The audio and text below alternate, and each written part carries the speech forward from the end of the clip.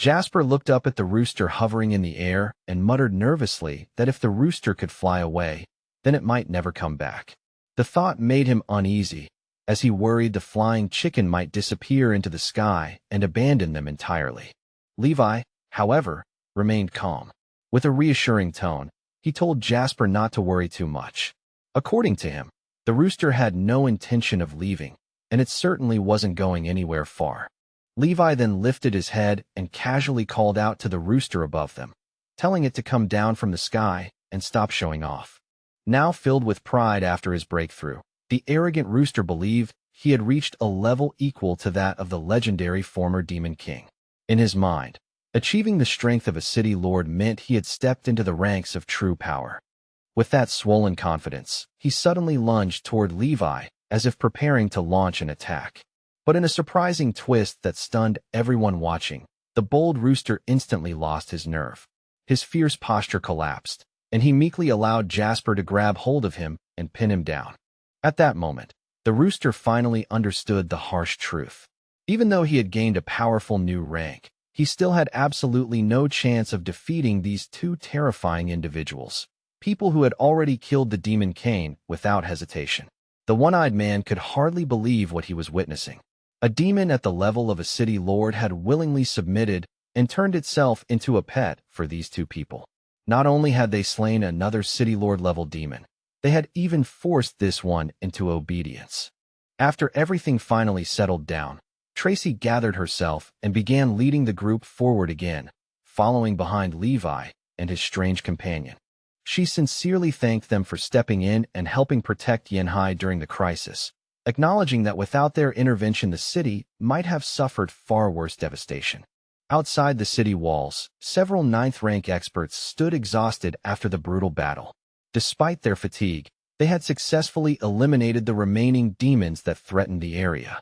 Even the strongest and most dangerous demons that had appeared in the conflict now lay defeated across the battlefield. Thankfully, the human teams had largely avoided serious casualties. As they moved through the aftermath of the fight, they quickly began treating wounded survivors they discovered along the way. At last, a fragile calm settled over the city of Yanhai. Tracy later joined the group chat where many members shared their grief and condolences for those who had died.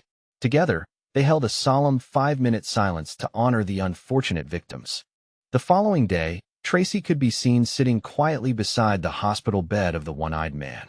Exhaustion had caught up with her, and she eventually dozed off while keeping watch. When he finally stirred awake, he gently advised her to stop overworking herself and get some proper rest before continuing with her duties. Realizing that the one-eyed man had regained consciousness, Tracy straightened up despite her fatigue. She explained that she had been waiting beside his bed for a long time because she needed to tell him something important. Although the demon attack had ended, the danger surrounding the city was far from over. The one-eyed man asked whether Tracy had already informed the others about the suspected traitor among the high-ranking officials. Tracy replied cautiously that it was highly possible the demons had planned another attack after he left the city. She needed him to cooperate with them in completing the formation required to confront City Lord-level demons. Hearing her reasoning, the one-eyed man praised Tracy's careful thinking.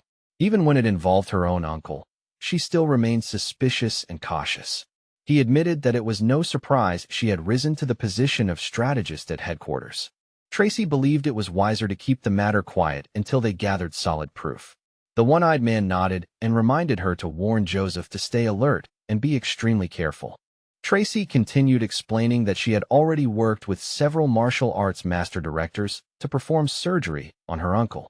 During the operation, they secretly removed an advanced monitoring device implanted inside his body. The device could not be detected nearby, yet it constantly transmitted signals reflecting his life status. The one-eyed man pointed out that such a device could easily be explained as a safety measure meant to monitor the city lord's well-being. Its tracking function could simply be justified as escort protection and would not serve as real evidence of collusion with demons. In fact, high authorities might even approve it as a normal security system. Despite that possibility, Tracy insisted they must continue collecting undeniable evidence before reporting anything to headquarters. Suddenly, the one-eyed man remembered something important. He wanted to ask what had happened to Levi, Jasper, and the City Lord-level rooster that followed them. He was completely stunned when Tracy revealed that she had temporarily arranged for them to stay at the mental hospital. Since only those two individuals were capable of suppressing the City Lord-level demon, she had no choice but to allow the rooster to remain with them. The one-eyed man grimaced uneasily, his expression tightening as he asked Tracy whether she truly understood everything about those two. Tracy explained that when the demon invasion first began, she had actually locked them inside an observation room. Her plan was to resolve the situation with the one-eyed man first. She believed mentally unstable individuals could lose control of their expert abilities, which would make them extremely dangerous. Looking back now, she admitted she felt lucky that he had secretly recruited them, because their help ultimately saved Yanhai. After hearing her explanation, the one-eyed man finally let out a long breath of relief. Tracy then noticed the group chat was actively discussing Levi and Jasper. Even though they were considered mentally ill, their combat power, especially with a City Lord-level demon supporting them, was extraordinary. Clearly, they needed to find a way to make use of such strength. Tracy thought carefully about the situation.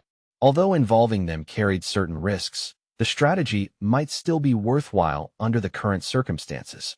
She decided she needed to personally visit the mental hospital and speak with Director Sean to better understand their condition. The one-eyed man seemed pleased to see that Tracy now recognized the importance of those two individuals. At the same time, Tracy decided it would be best to conceal their identity as mentally ill patients. She planned to secretly contact Director Shah and remove all records related to them. With the influence of the Kim family and Hawk's control over information across the Land of Dragons, very few people would be capable of investigating their true identities. Without warning, the one-eyed man suddenly grabbed his stomach wound with a painful groan. Seeing his reaction, Tracy rushed toward him in panic and anxiously asked whether the wound had reopened. To their horror, they saw something far worse than a reopened wound. Thin vines were actually growing out of the opening in his stomach, slowly writhing as they emerged. Realizing the seriousness of the situation, Tracy immediately ran to call Chandler and the martial artist Sage for help. They quickly administered emergency treatment to the one-eyed man and placed him inside a sealed glass containment chamber. Chandler, the leader of the research team, explained that they had temporarily used energy to suppress the vine's growth. Unfortunately, its roots had already spread into his internal organs, making complete removal impossible. Medical expert Sage added that the seed seemed designed specifically to penetrate the body and destroy its target from the inside out. Sage then asked Tracy suspiciously whether this ability belonged to the City Lord-level demon that had been killed earlier. Tracy shook her head and said that was unlikely, since the demon had been constantly suppressed by the formation during the battle. Sage wondered aloud where the old man could have encountered such an attack. Inside the glass chamber, the one-eyed man reached out and pressed a button on a nearby device, trying to establish communication with the outside. Seeing this, Chandler instructed his assistant to activate the communication system. Through the device, the one-eyed man explained that the attacker had originally been a level 9 expert sent from headquarters to escort him. However, that person's true abilities had clearly exceeded the 9th level. When he rushed back to defend the city during the crisis, he had no choice but to use a special technique to force the man to return to headquarters on his own. But as he turned around during the journey, a figure suddenly rushed at him. The attacker turned out to be a level 9 headquarters expert named Sam. Sam had lost many comrades during battles with demons. Although he was originally a Taoist cultivator, he later revealed an unusual innate ability related to plants and used it during combat. The one-eyed man recalled how he had blocked Sam's attack using a Buddhist defensive technique. However, at that exact moment, vines burst from the ground beneath him, piercing through his stomach and forcing him to cough up blood instantly. What confused him the most was how a Taoist cultivator like Sam could simultaneously wield powerful plant-based innate abilities. After the ambush, Sam calmly told him that he had come to escort him back to headquarters, by force if necessary. When everyone present heard this shocking revelation, the room fell silent with horror. Chandler frowned thoughtfully and said that according to current research data, individuals who awakened special innate abilities were normally unable to cultivate internal energy. He could not understand how the two powers could coexist in one person. The one-eyed man continued explaining that Sam's plant-based ability, when combined with his cultivation strength, had pushed his power beyond the 9th level and into the terrifying realm of a city lord. With no way to retreat, he had been forced to unleash a desperate fatal strike to destroy him. After that final clash, Sam's body fell deep into a protected forest located outside the city. Upon hearing this, Tracy suddenly shouted in alarm. Sam's body could serve as the most crucial piece of evidence, and they absolutely had to recover it. She quickly pointed at the map and ordered a spirit squad to investigate the sacred forest outside the city, the same place where a team of celestial engineers had previously sacrificed themselves. Based on the one-eyed man's description, Sam's remains were most likely somewhere in that forest. However, he also sensed powerful energy fluctuations there, suggesting the presence of at least a 7th-level demon. Tracy speculated that these creatures might be reserve forces left behind by the demons that attacked the city. While the main demon forces from the 8th level up to City Lord level had been eliminated, it was very possible that hidden camp-type demons were still lurking in the area, waiting for an opportunity. Since Team Yenhai and Team Rock were still heavily injured from the recent battle and not yet strong enough to guarantee safety, Tracy decided to send Team Soul to scout the forest and search for the corpse. Team 666 would accompany them to provide protection. When the squad heard that they would be carrying out the mission together with Team 666, their morale immediately rose. Tracy nodded firmly and said she would speak with them personally before they departed. At the same time, she warned everyone that the situation involving the one-eyed man was a top-level secret, and they must handle it with the utmost caution. Just as Tracy was preparing to leave, she paused and turned to Lexi with a serious look. She asked if there was any possible way for Lexi and the other experts to safely remove the strange vines growing inside the one-eyed man's body. Lexi lowered her head slowly, her expression filled with disappointment and helplessness, and admitted that they had already tried every method they could think of, yet none of them worked. Looking discouraged, Lexi explained that after numerous examinations and experiments, they had confirmed the terrifying truth. The vines were formed by a special innate power that clearly exceeded the 9th level, something far beyond what ordinary experts could handle. She added that perhaps only a 10th level expert, or someone at the terrifying City Lord level, might have the ability to completely destroy the vine's life force without harming the one-eyed man in the process. As Lexi spoke, she suddenly remembered something important about the former members of Team 666. Her eyes lit up with excitement as she told Tracy how their team had once been struck by a 9th-level demon's innate ability, which nearly wiped out their entire fighting strength. Yet at the most desperate moment, Team 666 stepped in and saved them. Not only did the terrifying innate ability vanish, but their wounds mysteriously healed as well. If the two senior members of Team 666 were willing to help again, Lexi believed there might still be hope. Tracy listened carefully while Lexi described the past incident. A satisfied expression slowly appeared on her face, because she herself had witnessed that miraculous moment and knew Lexi wasn't exaggerating. Without wasting another second, Tracy immediately headed toward the mental hospital to find Levi and Jasper. When Tracy explained the situation, Jasper confidently patted his chest and declared that his so-called universal acupuncture and energy transfer technique was incredibly advanced. According to him, treating the one-eyed man would be no problem at all. Levi quickly backed up his friend's bold claim. With complete confidence, he said that Jasper's acupuncture skills were extremely powerful and that saving a person's life was definitely within his ability. Hearing the confident assurances from the two eccentric men, Tracy finally let out a long breath of relief that she had been holding in. She became convinced that they truly might be able to save the one-eyed man, feeling optimistic. She even gave a thumbs up toward the hospital director, who was watching the scene from a distance. Tracy also concluded that the communication method previously suggested by Director T had worked quite well. She then handed the director a formal agreement.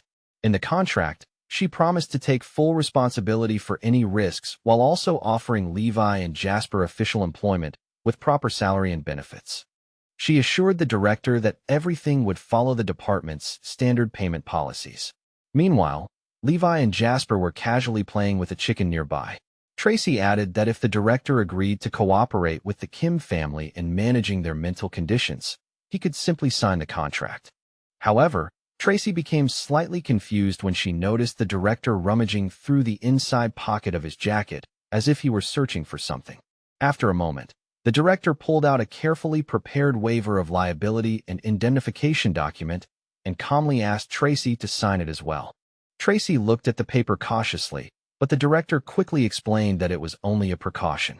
He said it was meant to prevent her from regretting the decision later and asked her to understand the situation from the perspective of a responsible leader. After hearing his explanation, Tracy nodded and signed the document without further hesitation. She then asked whether the contract could still be canceled later if circumstances changed. The director smiled cheerfully and assured her that everything would remain flexible. Soon afterward, Tracy hurriedly took the two unusual patients back to headquarters. Director Sean watched them leave with a faint sense of unease. For a moment, he felt like he might have just placed himself at a disadvantage, but he quickly dismissed the thought as unnecessary worry. Seeing how rushed Tracy seemed, the director asked whether she had an urgent mission waiting for her. Tracy simply nodded and confirmed that there was indeed something important she needed to handle. When they arrived at headquarters, Jasper immediately pressed his face against the glass containment chamber and enthusiastically greeted the one-eyed man inside, unintentionally frightening him badly. The one-eyed man's entire body broke out in goosebumps from the sudden scare. Looking extremely uncomfortable, he signaled nervously toward Tracy for help. Jasper then explained that his universal acupuncture technique was extremely powerful and that the patient absolutely needed to remain completely immobilized for the procedure to work properly. Before the one-eyed man could even react, he was tightly tied down to the medical bed. He struggled desperately and screamed, clearly wanting to say something. Jasper calmly told Tracy that silence was extremely important during acupuncture treatment to prevent medical complications. Therefore, he insisted that everyone cooperate by gagging the one-eyed man. Soon even his mouth was tightly sealed, leaving him completely unable to speak. Now forced to lie completely still, the one-eyed man could only watch helplessly as Jasper nervously prepared the acupuncture needles for the treatment. Sage observed the situation carefully and noticed that the one-eyed man's body was trembling slightly. Something about the scene felt strange to him. It almost seemed like Jasper himself was trying to delay performing the acupuncture. Sage then shifted his gaze toward the rooster that Levi was holding in his arms, quietly evaluating the creature's true strength. Meanwhile, Jasper slowly approached the restrained patient with a needle in his hand and a rather unsettling smile on his face. Unable to move or speak, the one-eyed man could only scream internally, desperately begging for someone to save him. After Jasper inserted needles across the entire head, the one-eyed man quickly lost consciousness. Moments later, monitoring staff urgently reported that severe muscle spasms had appeared in his body and his temperature was dropping rapidly. When Tracy anxiously asked about his condition, Jasper calmly reassured her that everything was still within normal medical limits. Levi also supported Jasper's statement, insisting that his friend had never lied to anyone before. However, a frightened employee suddenly rushed forward and reported that the leader's pulse had completely disappeared. Tracy struggled to suppress the rising anger and panic inside her, but Jasper casually insisted again that there was nothing wrong. Levi confidently echoed him, saying that if Jasper said there was no problem, then there really shouldn't be. A moment later, the monitoring officer reported something even worse. The leader had stopped breathing and his heart had also ceased beating.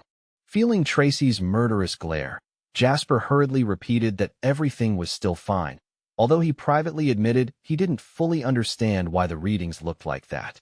The trembling employee, pale with fear, stammered that from the monitoring data, it honestly looked like the man had died. At that moment, Tracy felt as though her entire world had collapsed. Tears burst from her eyes as she and Sage stared helplessly at the motionless one-eyed man. Jasper quietly whispered to Levi that he might have just killed someone who trusted him. Levi tried to comfort him, suggesting that the patient's serious injuries might have been the real cause. Nearby, an assistant noticed the two whispering to each other and immediately became suspicious that something strange was happening. Suddenly, the assistant shouted in surprise. The chief's heartbeat and breathing had both returned. For Tracy, who had been devastated only moments earlier, the news felt like a lifeline thrown to someone drowning. Sage quickly examined the patient again and noticed that the leader's body was slowly regaining signs of life. Jasper finally relaxed with visible relief, while Levi proudly praised his friend's incredible medical skills. Still deeply unconscious, the one-eyed man continued breathing steadily, and his physical condition gradually began to stabilize. Soon afterward, the monitoring center updated the system records. The assistant announced that the national-ranked demonic beast would officially become a companion pet, greatly improving Team 60's overall rating. Tracy knew that the powerful energy fluctuations of a national-ranked beast could never truly be hidden. Instead of concealing it, she upgraded the system records openly, believing that secrecy would only cause greater panic among powerful experts later. After thinking carefully about everything that had happened, Tracy began to suspect that their recent decisions had been subtly influenced by the hidden traitor inside their organization. That mysterious person had secretly left Yanhai earlier, yet now they had somehow managed to confront a national-ranked beast successfully. To shift attention away from Levi and Jasper, Tracy publicly updated the news about Team 666 and highlighted the existence of the national-ranked companion beast. She knew that sooner or later the truth behind their strategies would be exposed, and Levi and Jasper would eventually become key players in uncovering the hidden traitor. Not long afterward, the squad began moving toward the forest area outside the city. Levi carried the rooster while Jasper walked beside him looking bored. Behind them, Lexi and August followed along, even offering insects as snacks to tempt the rooster. The rooster felt deeply offended by their behavior. In his heart, he swore that such small offerings could never bribe him. One day he would avenge the humiliation suffered by his fellow chickens. Meanwhile, Morgan and Chung were quietly discussing their plan for the mission ahead. Completely unaware of this, Lexi and August continued teasing the rooster and trying to lure it with insects. Chung finally told them to stop bothering the elders and the rooster. He then pointed ahead and calmly announced that the demon camp was located just beyond the next section of forest. Hearing this, the group immediately became quiet and cautiously continued their search through the dense forest. Jasper worried that Levi might get tired from carrying the heavy rooster for so long, so he offered to take it instead. Levi refused, saying Jasper might become exhausted. Meanwhile, Lexi and August happily volunteered to carry the rooster themselves, excited for a chance to get closer to it. The rooster found their behavior extremely annoying.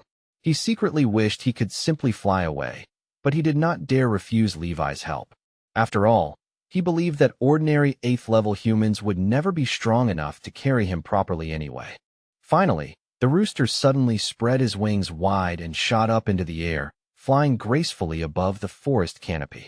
Seeing the rooster suddenly take to the sky, Jasper immediately assumed the creature was simply worried that the humans might get tired from carrying him.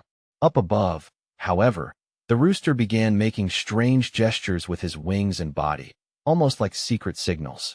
In truth, he was trying to warn his fellow beasts to run away as fast as possible, fearing that if they stayed any longer, they would all be slaughtered. He darted forward through the air, hoping to get far ahead. But halfway through his escape, a troubling thought struck him. The humans chasing him moved incredibly fast, perhaps even faster than he could fly. If he accidentally led them straight to his tribe, it would be the ultimate betrayal of the Beast clan. Now that he had reached the level of a national-ranked beast, he felt a heavy responsibility on his shoulders. He needed to find a smarter way to protect his family. After thinking hard for a moment, the rooster suddenly came up with a plan. If he could help the humans find the corpse of the 9th-level expert they were looking for, maybe they would stop hunting his kind.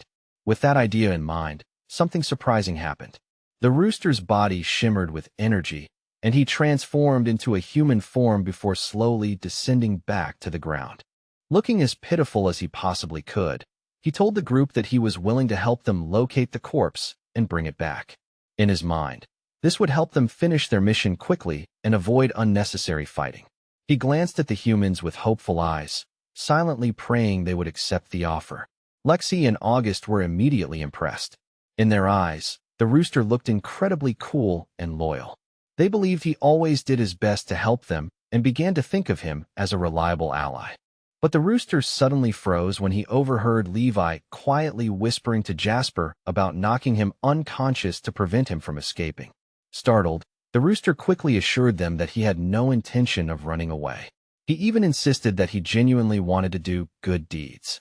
Just as Levi looked ready to make a move, the rooster lunged toward him at lightning speed. He angrily accused the humans of assuming he didn't know what he was doing and demanded that they trust him instead of treating him like a criminal. Then, in a dramatic and completely unexpected move, the rooster suddenly dropped to his knees. His eyes sparkled as he gently grabbed Levi's hand and pleaded desperately to be allowed to search for the body first. The entire group stood there stunned. No one had expected the mighty rooster, who had once seemed so arrogant and powerful, to kneel down and beg Levi like this. Levi frowned and stared at him with clear annoyance. The rooster was equally surprised. Normally, Jasper would fall for tricks like this instantly, but Levi didn't seem moved at all. The rooster couldn't figure out why his act wasn't working. At that moment, Jasper stepped forward and spoke to Levi. Since the rooster was actually a girl, he argued, they shouldn't bully her. Out of basic respect, they should allow her to do what she wanted and release her. Hearing this, Levi shrugged and casually told the rooster that even though her chest was small, she was still a girl. If she truly wanted to leave, then she could go. Jasper immediately corrected him, reminding Levi that commenting on a girl's chest was rude and might make the rooster feel embarrassed or insecure.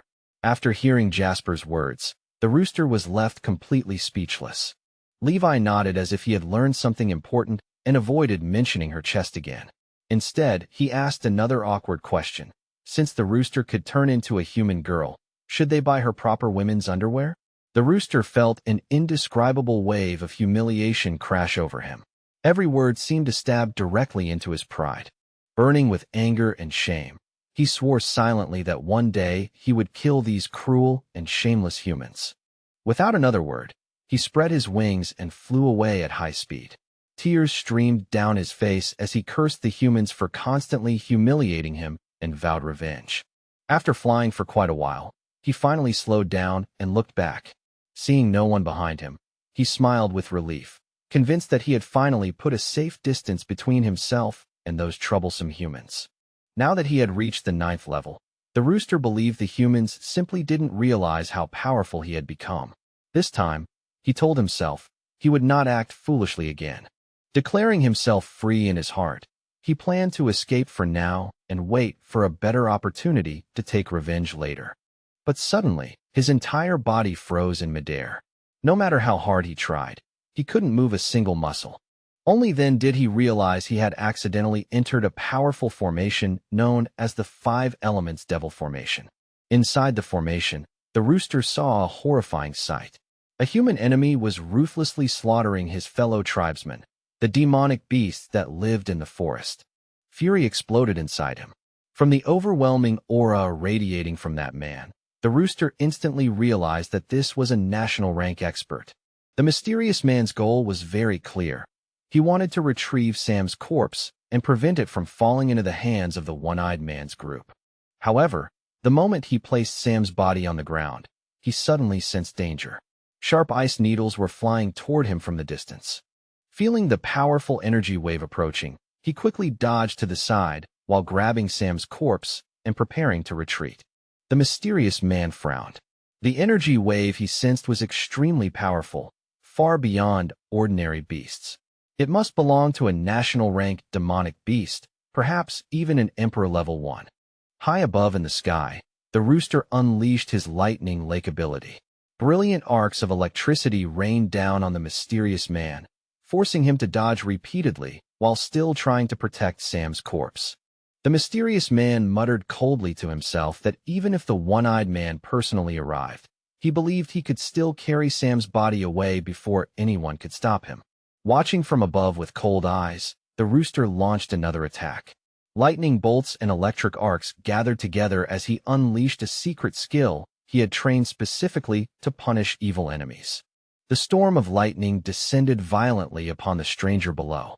The mysterious man quickly realized that the demonic beast above possessed extremely dangerous water and lightning abilities. Without hesitation, he tried to hide and avoid the attacks. He quickly concluded that this national-level demonic beast was far stronger than expected, and he had no clear strategy for dealing with it. One powerful lightning strike knocked Sam's corpse out of his grasp. At the same time, the strange man himself was struck by the attack and screamed in pain. At that moment, he hesitated. He realized that not only would it be impossible to retrieve the corpse now, he might not even be able to escape alive. The rooster, filled with anger over the slaughter of his fellow beasts, decided to finish the fight. Combining his lightning lake power with high-speed flight, he dove straight down toward the mysterious man like a living thunderbolt. The mysterious man immediately understood the danger. If he stayed any longer, he might never leave this forest alive. Just as the rooster closed in, the man suddenly used a special ability. His body melted into a shadow-like form and vanished, escaping at incredible speed. Hovering in the sky, the rooster angrily cursed. The enemy had clearly been a formidable opponent with very strange abilities.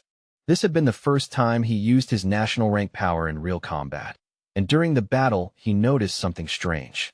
It felt as if he had awakened a new ability, the power of infinite reincarnation. He remembered that the Demon King once used a similar ability against Levi. Confused, the rooster wondered where such a terrifying ability had come from. Then suddenly he remembered the ant he had eaten earlier and suspected that it might actually have been part of the Demon King's body. Panic rushed through him. If that guess was correct, it would explain why he had advanced to the City Lord level and gained abilities similar to the Demon King. Overwhelmed by the realization, he fell to his knees.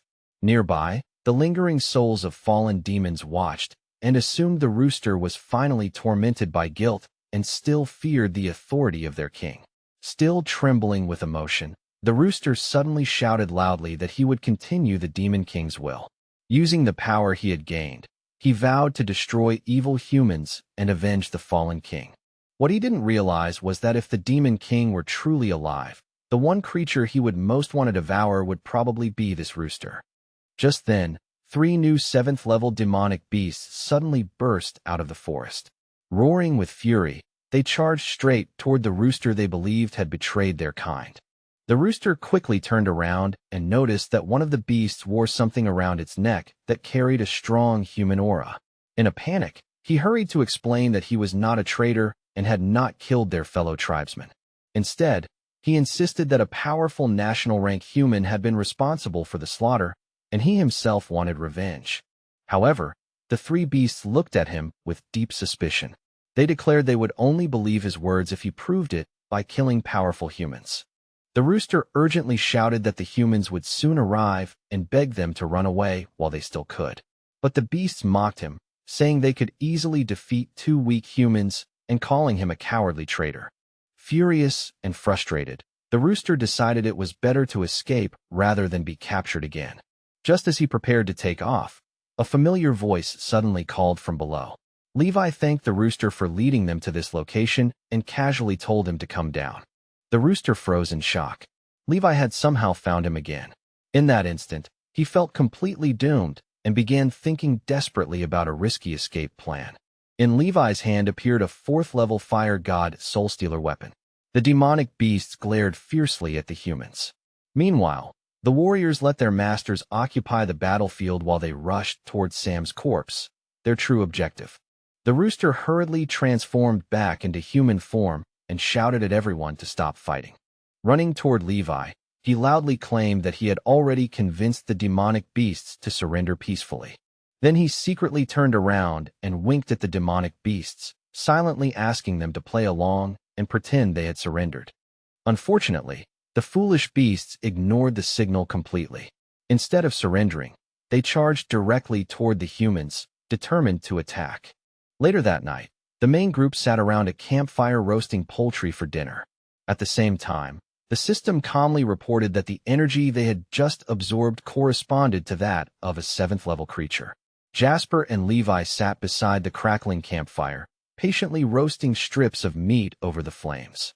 The demonic beast they had cooked earlier was now sizzling nicely, and the rich aroma of roasted meat drifted through the forest air, making it smell unbelievably delicious. Not far away, a group of warriors sat together chewing on dry military rations.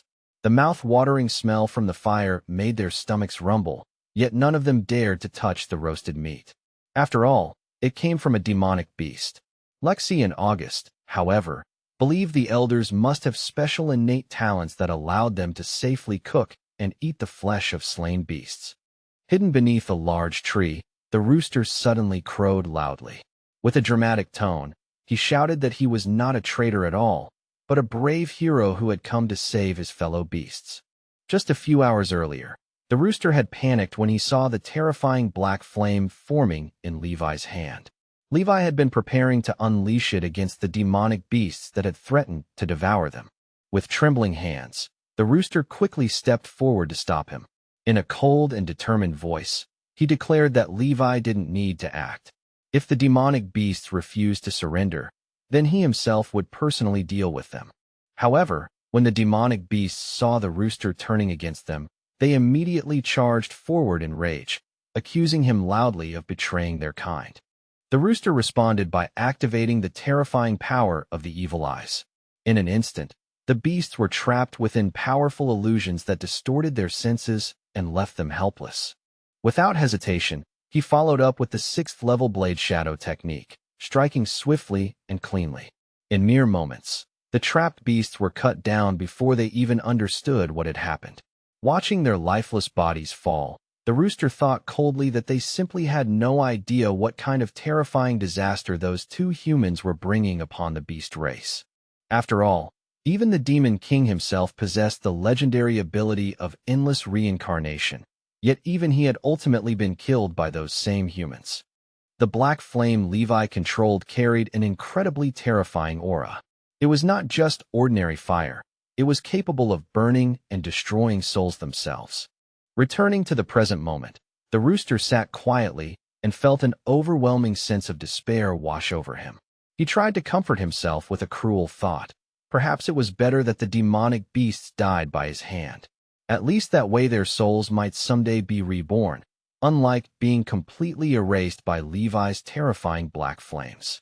Noticing the rooster quietly crying beneath the tree, Jasper walked over while holding a freshly roasted wing, curious about what was wrong. Jasper crouched down beside him and gently tried to comfort him, offering the delicious roasted meat and telling the rooster not to cry anymore. Seeing the roasted meat that clearly came from one of his own kind, the rooster began to cry even harder. In his mind, he imagined the day when he himself might end up roasted like this. Drooling pitifully from the irresistible smell, he complained to Jasper that humans had already killed and eaten so many of his kind, and sooner or later his turn would come too. Jasper simply smiled and patted the rooster gently on the head. He told him that they always considered the rooster a friend, and friends protected each other. Friends, he said confidently, would never kill or eat one another. Hearing those words brought the rooster a small sense of relief. Jasper insisted that humans truly lived by that rule, but the rooster still looked doubtful, saying he was only a simple chicken and didn't understand all the complicated ways of the human world. Jasper, completely confident in himself, told the rooster to just trust him. Then he casually added that the hen laid excellent eggs, an innocent comment that instantly destroyed whatever hope the rooster still had in humanity. At that moment, the rooster suddenly felt a cold chill spread through his heart. Jasper looked confused by the rooster's strange reaction, unable to understand why such a harmless compliment had upset him so much. Before he could think further about it, Levi suddenly called out to Jasper from the fire. Jasper quickly ran over, leaving the rooster alone while he joined Levi to enjoy the freshly cooked food. The rooster sadly pressed his face against the tree trunk, full of regret and sorrow. Meanwhile, the nearby warriors watched the delicious feast with envy and eventually approached, asking if they could share some. Jasper told them that there was still plenty of antelope meat available if they were hungry. However, the warriors quickly refused, explaining that they simply could not bring themselves to eat it. In the corner, the rooster continued crying while secretly chewing on a piece of meat himself. He kept telling himself he wasn't a traitor, but the flavor was simply too delicious to resist. Just then, the system's voice suddenly spoke inside Levi's mind, suggesting that roasted meat always tasted better when paired with beer. Immediately afterward, An entire case of beer magically appeared in front of Levi. Levi glanced at Jasper and casually asked if he wanted a drink. At the same time, he muttered angrily that the mysterious voice inside his head was completely insane. The surrounding team members stared in confusion. They couldn't understand where Levi had gotten all these things. After all, they hadn't even had enough ingredients to cook properly, let alone brew beer. Soon, everyone's eyes were fixed on the cans of beer in Levi's hand with obvious longing. Although they couldn't bring themselves to eat demonic beast meat, drinking several cases of beer was something they could definitely agree on. Before long, the group gathered around the fire, happily celebrating the successful discovery of Sam's body and the completion of their mission while enjoying their drinks together. While looking around the camp, August suddenly noticed a rooster hiding nervously in the shadows. He reached over, grabbed it by the wing, and dragged it closer to the group. The rooster flailed around helplessly, practically dancing in panic, with tears still shining in his eyes. Meanwhile, the scene shifted back to the hospital ward in the city.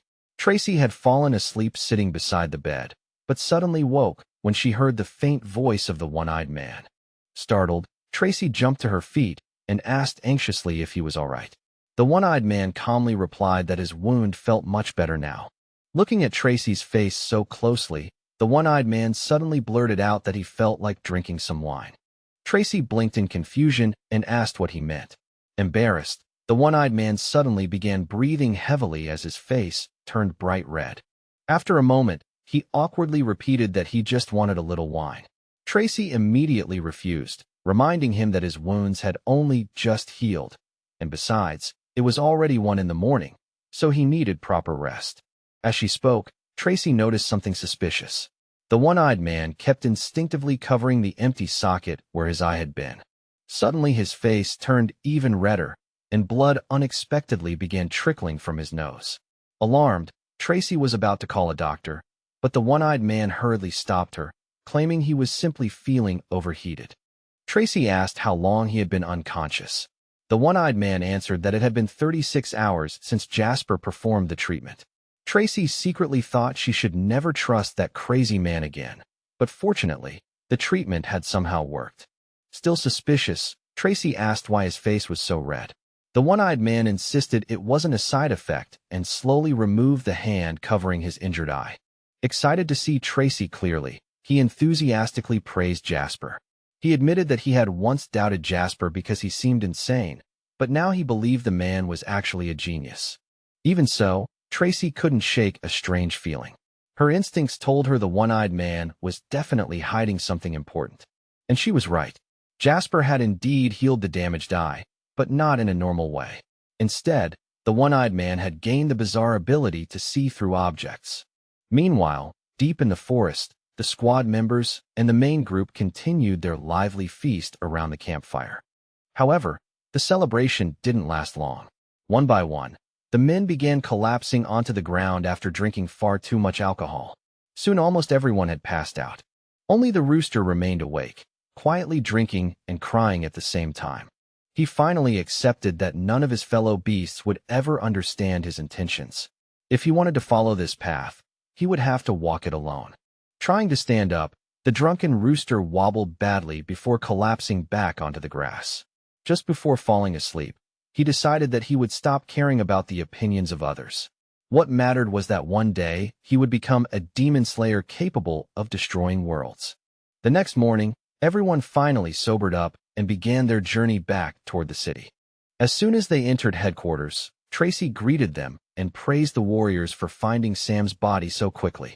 She announced that a research team would immediately be sent to retrieve the body and begin examining it. But before she could continue speaking, panicked voices suddenly echoed through the hall, belonging to the one-eyed man and Joseph. They urgently reported that an emergency message had just arrived from headquarters. The nearby city of Kongshur had been completely destroyed after being ambushed by terrifying continental-level demonic beasts. Tracy shivered when she heard the report. The one-eyed man added that when Yanhai had been attacked earlier, Kongshur had apparently been assaulted at the same time. Joseph confirmed that Kongshur never sent out any distress signal before all communication with headquarters was lost. The strategists found this extremely suspicious and attempted to contact the Chongji Special Unit, but they also failed. 2 hours later, someone from Sanhee suddenly opened a one-way connection and transmitted a horrifying video to headquarters, one that was soaked in blood. The horrifying footage showed elite warriors from the city garrison bound and brutalized by vicious demonic monsters. Their bodies were battered, their armor shattered, and their expressions filled with pain as the creatures slowly tortured them for sport. One of the captured soldiers screamed defiantly despite his suffering. With blood on his lips, he shouted at the demonic beasts, demanding that if they truly had courage, they should stop tormenting him and kill him outright. The moment Tracy saw the scene on the screen, she abruptly stood up in shock. Meanwhile, the one-eyed man continued explaining that the soldiers from the Tongji City garrison were still alive, but they were being kept alive deliberately so the monsters could torture them slowly. The one-eyed man added that headquarters had already activated long-range satellite monitoring systems. Through those systems, they had detected several terrifying energy signatures belonging to national-level demonic beasts. Even worse, powerful energy readings belonging to high-level demonic creatures were scattered across the entire city, suggesting the area had been completely overrun. Tracy's heart sank further when additional intelligence reports arrived.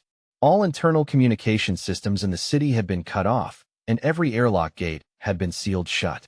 At that moment, no one had any clear idea what condition the city was actually in. A cold shiver ran down Tracy's spine as she realized the terrifying possibility. This wasn't just a powerful demonic beast, it was a national-level monster with extremely high intelligence. It had learned how human systems worked, cut off information networks, recorded psychological warfare videos, and sealed an entire city like a strategic commander.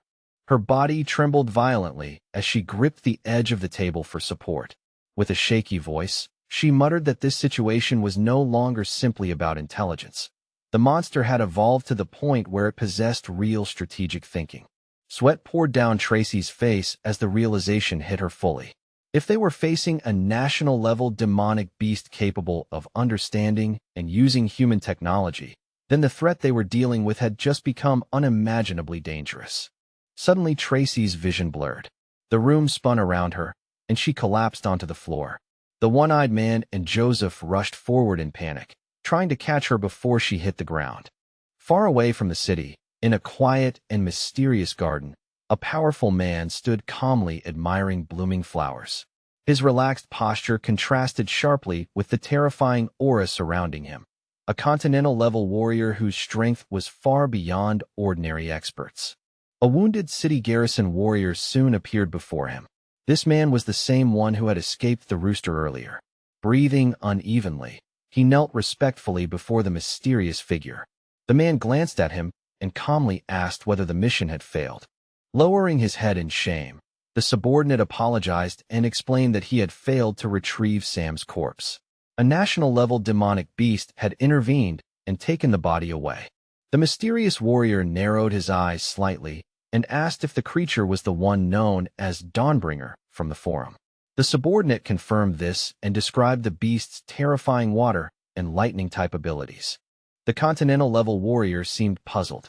He wondered aloud why a powerful national-level demonic beast would willingly serve human masters so faithfully. The subordinate explained that betrayal was not limited to humans. Demonic beasts could betray their own kind as well. He added that this rooster possessed a rare physical evolution ability, allowing it to absorb energy from other demonic beasts to strengthen itself. Originally, it had only been a third-level beast, yet it rapidly advanced to the level of a city garrison guardian. After hearing this, the powerful warrior concluded that the rooster might actually be an enemy of its own species. It might not even be loyal to the one-eyed man or the city at all. Perhaps it was only cooperating with humans temporarily, so it could absorb the energy of slain beasts and grow stronger. Such a scheme, he noted, was extremely deep and dangerous.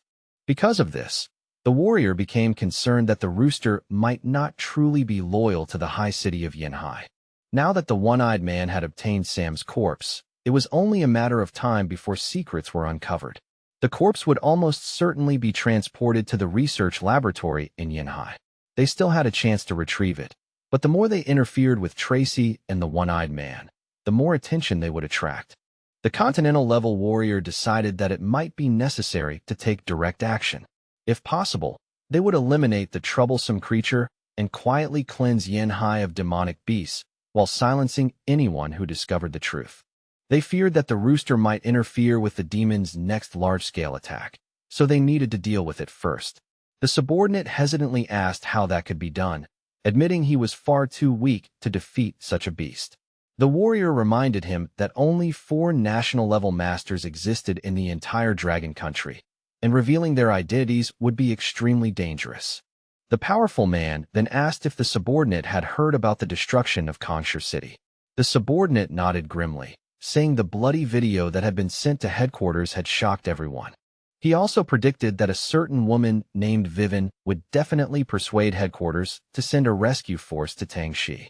Although Vivian was primarily a medical warrior with weaker combat strategy, headquarters would have difficulty stopping her determination. After all, the soldier shown in the torture video was her younger brother. She would insist on going to rescue him no matter what. The national-level warrior calmly ordered his subordinate to observe the situation carefully and retreat immediately if things became dangerous.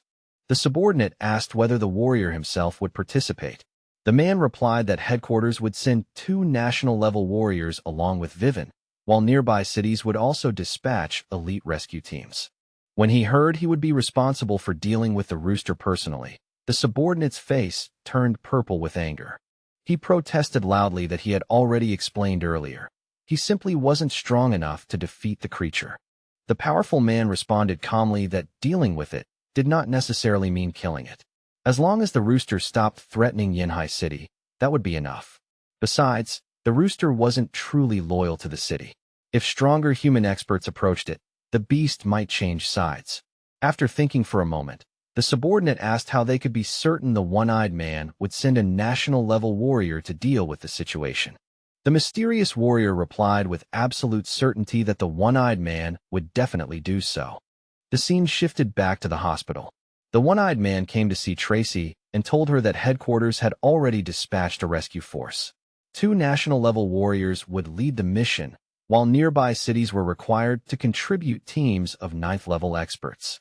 Tracy announced that she intended to send the Yanhai team as well, but if the situation became unstable, they would immediately withdraw. The one-eyed man frowned with concern, warning her that sending the Yanhai team carried a high risk of failure. Tracy understood his worries, but the situation was complicated. Team 666 was already in a fragile position. The hidden traitor still hadn't been discovered, and the one-eyed man had even disobeyed headquarters by killing Sam. If evidence about Sam wasn't uncovered soon, the traitor might launch another attack on Yanhai. For Tracy, Team 666 was their final trump card. If its existence became exposed, their entire defensive strategy would collapse instantly. The one-eyed man spoke gently, acknowledging Tracy's worries about the traitor as well as her concern for her mother, who served as the first military advisor in Sanxi. He advised her to stay calm and make rational decisions. Most importantly, she must never reveal that the traitor considered her nothing more than a pawn. He added that Levi and Jasper would also participate in the mission, bringing along their powerful demonic beast companion.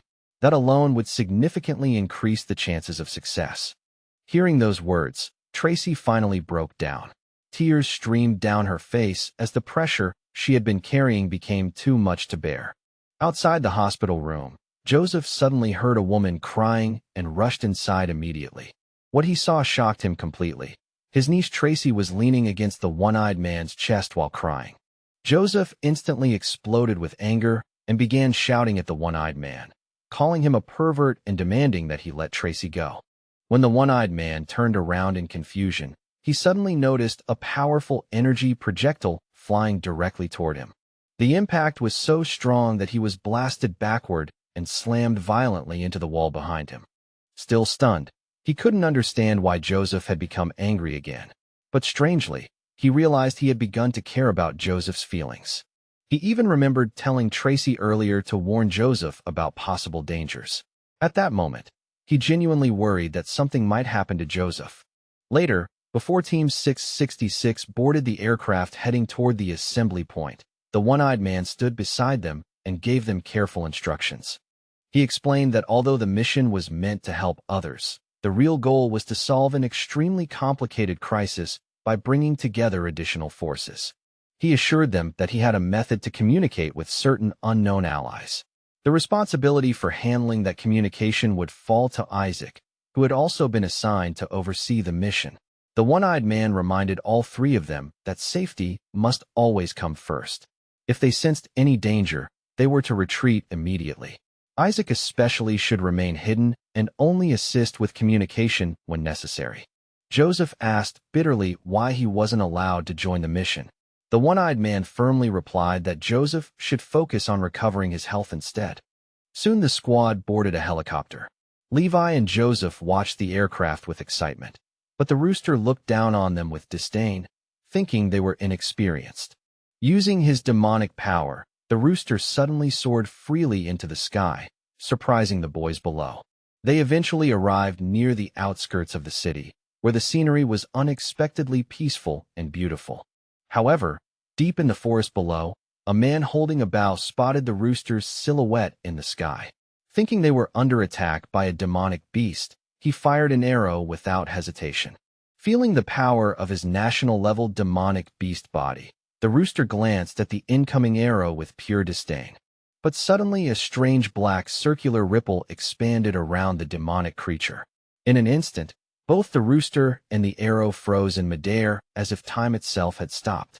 The national-level warrior and renowned medical prodigy Vivian suddenly stepped forward, raising her voice sharply to stop the attacker. With clear urgency, she warned him not to lay a finger on the rooster.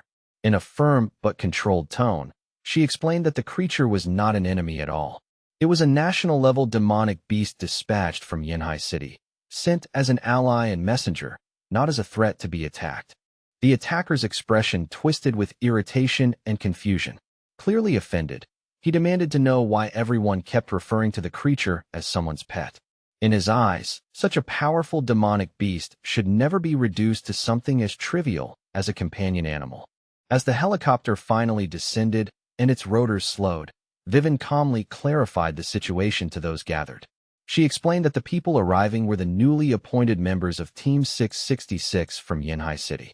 Alongside them came their extraordinary companion, the rooster known as the Imperial Herald of Dawn, a beast of remarkable origin and significance. At that exact moment, the mysterious force that had been holding the rooster suspended in the air suddenly faded away. The abrupt loss of that invisible power left the rooster startled and off balance, and before it could react, it began dropping straight down from the sky in bewilderment. Seeing the rooster falling, the archer who had attacked earlier quickly leapt down from his perch high in the tree. Once on the ground, he began loudly criticizing Yanhai City. In his opinion, it was absurd and disrespectful for such a powerful national-level demonic beast to be treated like nothing more than someone's personal pet. Fortunately, Levi reacted quickly and managed to catch the rooster before it could crash hard onto the ground. Jasper, who hadn't seen where the rooster had gone during the fall, suddenly felt worried. For a brief moment, he wondered anxiously if the creature had fallen somewhere and injured itself. The archer stared in disbelief as the truth slowly sank in. The rooster truly was their companion. Meanwhile, Vivian walked closer and formally greeted the members of Team 666 from Yanhai City. She went on to explain that the Heavenly Emperor Rooster had not come from an ordinary place, but had been sent directly from the heavenly realm itself. There was a noticeable hint of pride in her voice as she spoke. She even connected the rooster's appearance to the background of the military advisor from Sangxi, mentioning that the advisor had deep ancestral ties to the powerful Kim family. However, Levi casually joked that perhaps the rooster might someday lay an egg for the girl standing nearby. The strange comment immediately frightened her, leaving her startled and unsure whether Levi was being serious or simply teasing. Watching the two members of Team 666 focus entirely on the rooster, Vivian began to feel slightly ignored. Just as she was about to say something, Isaac suddenly appeared in front of her. He quickly introduced himself as the curator of Team 686 and explained that his job was to assist with communication between the different teams.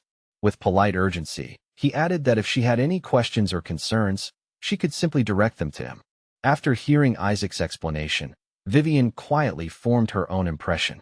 To her, these two newcomers seemed somewhat arrogant. They needed someone else to communicate for them, yet they carried themselves confidently simply because they had a national-level demonic beast accompanying them. Behind Vivian stood two national rank experts who overheard everything. With mocking smiles, they commented sarcastically that warriors from Yanhai City must depend heavily on demonic beasts if they wanted to act so confidently. They continued their ridicule, claiming that such behavior gave them nothing to be proud of. Isaac quickly stepped in to clarify the misunderstanding, explaining that the situation was not what they thought. According to him, the entire arrangement had actually been initiated by One Eyes himself. The archery expert spoke up again, clearly unimpressed. He criticized the one-eyed man harshly, saying that his plans showed little future promise. In his view, the newcomers' arrogance came solely from the fact that they possessed a powerful demonic beast. Despite all the criticism and whispered remarks around them, the main characters didn't seem bothered in the slightest. They simply ignored what others were saying, remaining calm and uninterested in responding to the insults. Mateo, a national rank expert from the capital headquarters who possessed a rare and unusual talent, stood nearby. Beside him was a young man wearing a dark hooded robe, Layan, another national rank expert. Although Layan didn't fully understand the conversation happening around him, he decided it wasn't important enough to worry about. The rooster suddenly fixed its gaze on Lion. Almost instantly, it recognized him as the very same person who had once dealt with its fellow roosters before using a mysterious ability to escape from the scene. Feeling the rooster's intense stare, Lion sensed something was wrong. A quiet worry crept into his mind as he wondered whether the Heavenly Emperor had somehow recognized him from that earlier encounter. Standing beside him, Mateo continued talking casually near Lion. He remarked that the rooster didn't appear particularly loyal to the city, especially since it hadn't revealed Lion's previous infiltration when he had secretly come to steal corpses. The rooster glared fiercely at Lion. Deep inside, it swore silently that it wanted revenge for its relatives who had suffered because of him. Yet it also understood that the evil people surrounding them would never allow such vengeance to happen openly. Lion simply responded with a polite smile directed at the rooster. In a calm voice, he said that if they were alone somewhere, he might even ask whether the rooster would consider joining their side. The already furious rooster interpreted that smile as a deliberate attempt to provoke it. Jasper listened to the strange exchange with a puzzled look. He genuinely didn't understand why they were discussing such complicated matters. Levi, standing nearby, also failed to grasp the deeper meaning behind the conversation, though he didn't seem concerned about it. When the archery expert overheard Levi's casual words, he immediately became furious. Feeling that the newcomers were showing blatant disrespect, he shouted angrily and declared that they needed to be taught a proper lesson about respecting their superiors. Even so, the detachment couldn't act yet. They were still waiting for reinforcements from other cities. However, as time slowly passed, no additional teams appeared, and the growing delay made the atmosphere increasingly tense. Suddenly, Mateo's phone vibrated loudly in his pocket, signaling the arrival of a new message. He glanced down at the screen, and the concern on his face became immediately obvious. After reading the message carefully, he lifted his head and turned toward Vivian.